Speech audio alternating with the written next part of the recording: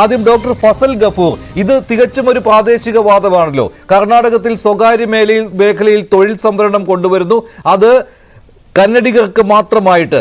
അത് 100% വരെ ആ സംവരണം പോവുകയാണ്. ഇപ്പോൾ CD തസ്തികകൾ, പ്യൂൺ, സ്വീപ്പർ അങ്ങനെയുള്ള തസ്തികകളിലൊക്കെ 100% വരെ. അതുപോലെ തന്നെ ഈ മാനേജ്മെന്റ് തസ്തികകളിൽ 50%, നോൺ മാനേജ്മെന്റ് തസ്തികകളിൽ 75%, വ്യവസായശാലകളിൽ. ഇങ്ങനെ വരുമ്പോൾ അത് തികച്ചും പ്രാദേശികവാദമായി രൂപപ്പെട്ടു വരികയാണ്. ഇത് കോൺഗ്രസ് ഭരിക്കുന്ന ഒരു സംസ്ഥാനത്തിൽ നിന്ന് പ്രതീക്ഷിക്കേണ്ടതാണോ?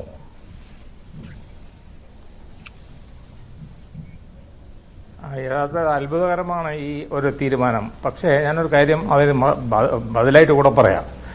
കർണാടകയിൽ ഇതൊരു വലിയൊരു പ്രശ്നമായിരുന്നു. അതെന്താ വെച്ചാൽ ആദ്യത്തിൻ്റെ തുടക്കം കർണാടക സിനിമ ഇൻഡസ്ട്രിയിലായിരുന്നു. ഏകദേശം 30 കൊല്ലങ്ങൾക്ക് മുമ്പ് ബാംഗ്ലൂർ നഗരത്തിൽ എല്ലാ തിയേറ്ററിലും ഹിന്ദി പടങ്ങളും അല്ലെങ്കിൽ ഇംഗ്ലീഷ് പടങ്ങളും മാത്രമേ കളിച്ചിരുന്നുള്ളൂ. കന്നഡ പടങ്ങൾക്ക് ഒരു ചാൻസ് പോലും കിട്ടിയിരുന്നില്ല. അന്നങ്ങനെ വലിയൊരു തരത്തിലുള്ള ഒരു സമരം നടക്കുകയും ആ സമരത്തെ ഡോക്ടർ രാജ്കുമാർ നയിക്കുകയും ചെയ്തതിന്റെ ഫലമായിട്ട് സിനിമാ തിയേറ്ററുകളിൽ അവിടെ റിസർവേഷൻ കൊണ്ടുവന്നു.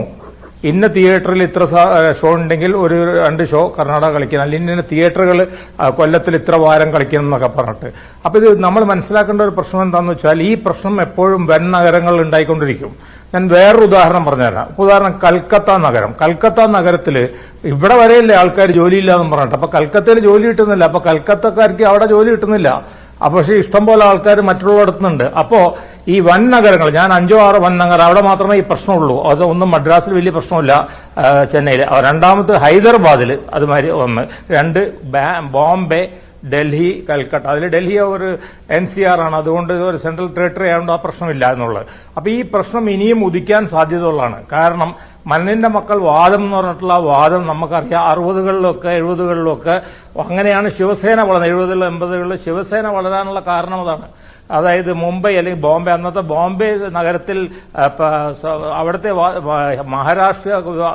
മഹാരാഷ്ട്രീയക്കാരായിട്ടുള്ള ആൾക്കാർക്ക് മറാഠികൾക്ക് ജോലി കിട്ടുന്നില്ല എന്ന് പറഞ്ഞിട്ട് തെക്കേ ഇന്ത്യയിലുള്ള ഇന്ത്യക്കാർക്ക് എതിരായിട്ട് തന്നെ വലിയ തോതിൽ അക്രമം നടക്കുകയും അതിലൂടെയാണ് ശിവസേന വളർന്നതുമൊക്കെ.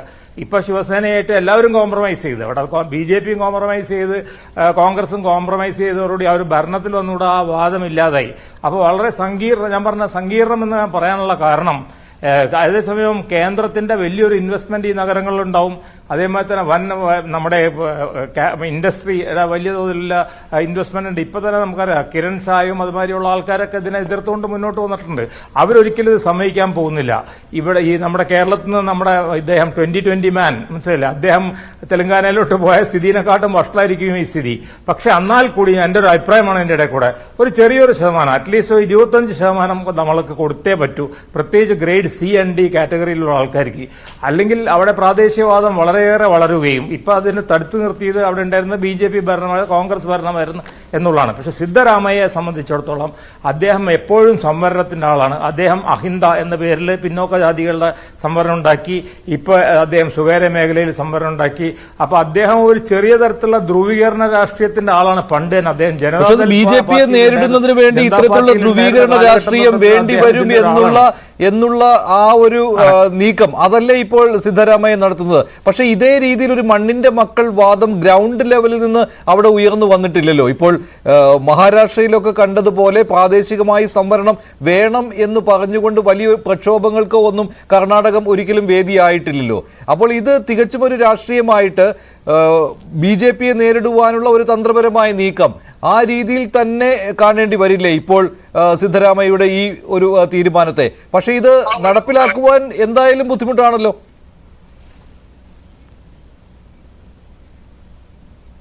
അത് തീർച്ചയായിട്ടും. പക്ഷെ ഞാൻ നിങ്ങൾ ഓൾറെഡി പറഞ്ഞു തന്നു, ഡോക്ടർ രാജ്കുമാറിന്റെ കാലഘട്ടത്തിലും കന്നഡ ചൗഹലിയ പാർട്ടി എന്ന് കണ്ടാണ് അതിന്റെ പേരുണ്ടായിരുന്നത്. അവരുടെ വട്ടൽ നാഗരാജ് എന്ന് പറഞ്ഞ ഒരാളായിരുന്നു അന്ന് നടത്തിയിരുന്നത്. അപ്പൊ അന്നും ഈ കന്നഡികൾക്ക് വേണ്ടി. പക്ഷെ ഇപ്പൊ കന്നഡിക ആദ്യം ഉണ്ടായ കന്നഡ ഇത് പ്രശ്നം അവിടെ സിനിമ ഇൻഡസ്ട്രിയിലെങ്കിലും സോൾവ് ചെയ്ത് KGFന്റെയും കാന്താരയുടെ ഒക്കെ വൻ വിജയം വന്നപ്പോൾ ഓൾ ഇന്ത്യ ഒരു ഇൻഡസ്ട്രിയെ മാറി കർണാടക ഫിലിം ഇൻഡസ്ട്രി. അപ്പൊ ആ ഭാഗം മാറുന്നു. പിന്നെ കർണാടക സാഹിത്യത്തിനും കർണാടക ഭാഷക്കും ഒക്കെ അവർ ഒരുപാട് സംരക്ഷണം നൽകിയിട്ടുണ്ട്. മാറി വന്ന ഗവൺമെന്റുകൾ, അത് BJP ആയാലും ജനതാ പാർട്ടി ആയാലും കോൺഗ്രസ് ആയാലും. ഏതായാലും ഇത് നമ്മളെ അത്ഭുതപ്പെടുത്തുന്ന ഒരു കാര്യമാണ്. ഇനി ഒരു ചോദ്യം കൂടെ അതിൽ ബാക്കി കിടക്കുന്നുണ്ട്. ഇത്തരത്തിലുള്ള സംവരണം കൊണ്ടുവരുമ്പോൾ ഒരു ഉപസംവരണം കൊണ്ടുവന്ന് ദളിത് വിഭാഗങ്ങൾക്കും മറ്റുള്ളവർക്കും ഒരു സംവരണം. കാരണം ദളിത് വിഭാഗങ്ങൾ ഇപ്പോൾ അവകാശപ്പെടുന്നത് എന്താണെന്ന് വെച്ചിട്ടുണ്ടെങ്കിൽ അത് അവിടെ അവകാശപ്പെടുന്നുണ്ട്. അവർ അവകാശപ്പെടുന്നത് എന്താണെന്ന് വെച്ചിട്ടുണ്ടെങ്കിൽ ഗവൺമെന്റ് ജോലികൾ പോയി തുടങ്ങിയതോട് കൂടിയിട്ട് ഇല്ലാതായി തുടങ്ങിയതോട് കൂടിയിട്ട് ദളിത് സംവരണം കുത്തനെ താഴത്തോട്ട് പോയിരിക്കുകയാണ്. അവർക്ക് മറ്റുള്ള പ്രൈവറ്റ് സംവരണമോ അല്ലെങ്കിൽ സ്വകാര്യ സംരംഭങ്ങൾ അവർക്ക് ഈ ധനശേഖരണം നടത്താനായിട്ടുള്ള ഇതില്ല, സാമ്പത്തിക ശേഷി ഇല്ലാത്തതുകൊണ്ട് അപ്പൊ അതും ഇതിൽ ഉയർന്നു വരും. നമ്മൾ ഈ സംവരണം കൊണ്ടുവരുമ്പോൾ വേറെ പ്രശ്നം വരാമുണ്ട്. അതിപ്പോ അനാവശ്യമായിട്ട് ഓപ്പണിംഗ് ദ പെൻഡോറാസ് ബോക്സ് എന്ന് പറഞ്ഞ മാതിരി ആ തരത്തിലുള്ള ഒരു സംഭവത്തിലോട്ടാണ് പോയിട്ടുള്ളത്. എന്തുകൊണ്ടാണ് അദ്ദേഹം ഇതിലോട്ട് ചാടിയെന്ന് എനിക്ക് അറിഞ്ഞൂടാ. ഇപ്പൊ ഇലക്ഷൻ ഏതായാലും ഇല്ല. ഇലക്ഷൻ ഇല്ലാത്ത സമയത്ത് ഇത് എടുത്തിടുമ്പോൾ എന്ത് പറ്റുമെന്ന് വെച്ചിട്ടുണ്ടെങ്കിൽ വീണ്ടും ധ്രുവീകരണ രാഷ്ട്രീയം അവിടെ BJPക്ക് എതിരായിട്ട് മാത്രമല്ല പല രീതിയിലും ധ്രുവീകരണ രാഷ്ട്രീയം പോകും. കാരണം ധ്രുവീകരണ രാഷ്ട്രീയത്തിന്റെ ഒരു പ്രത്യേകത എന്താണെന്ന് വെച്ചാൽ ഒരു ജാതിയെ കൂട്ടുപിടിക്കാൻ നമ്മൾ ശ്രമിക്കുമ്പോൾ വേറെ ജാതി അപ്പുറത്തോട്ട് ചാടും. അപ്പൊ അങ്ങനെ എളുപ്പമല്ല ധ്രുവീകരണ രാഷ്ട്രീയം എന്നുള്ളത്. അപ്പൊ നമുക്ക് ഈ ഇലക്ഷനിൽ കണ്ടാണല്ലോ ധ്രുവീകരണ രാഷ്ട്രീയത്തിന് എന്ത് പറ്റി ഉത്തർപ്രദേശിൽ നിന്നുള്ളത്. അപ്പൊ അത്തരത്തിലുള്ള ഒരു നീക്കം നടത്തുക വഴി ഒരു വലിയൊരു റിസ്ക് ആണ് അനാവശ്യമായിട്ട്. കാരണം പ്രത്യേകിച്ച് ഇൻവെസ്റ്റ്മെന്റ് കർണാടകയിൽ ഇല്ലാതാക്കുന്ന ഒരു തീരുമാനമാണ് ഇത് എന്നാണ് എന്റെ അഭിപ്രായം.